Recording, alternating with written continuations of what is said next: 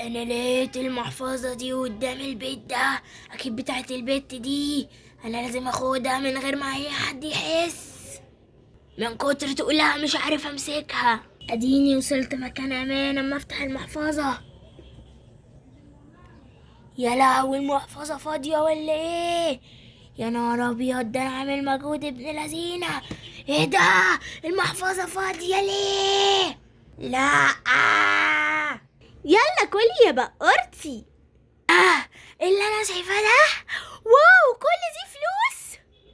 ده انا هجيب بيهم ايس كريم ومصاصة، وهجيب اكل للبقر، وهعمل حاجات كتير قوي. بس اول حاجة هعملها هروح اجيب لبس للبقر بتوعي. يلا توك بقر اللي عايز يعلم بقرته. سلام عليكم. وعليكم السلام. انا عايزه اشتري كل التوك دي كلها عامله 50 جنيه يا اختي، هتشتريهم ب50 جنيه وانت عياله زقريده كده؟ ايوه، انت مالك بتتكلمي معايا بالطريقة دي كده ليه؟ اتفضلي يا استاذه، 50 جنيه هم، وبعد كده بيتكلمي مع الناس بطريقه حلوه. انتي قلبتي صوتك عليا كده ليه يا بت انتي؟ مالكيش دعوه، هي لاخر الزمن.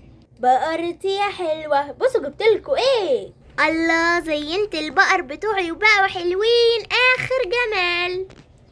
بس تفتكروا يا اصحابي، الفلوس اللي انا لقيتها دي المفروض ما كنتش اصرفها وادور على صاحبها، ولا خلاص؟ قولولي في التعليقات لو انتوا عارفين. باي.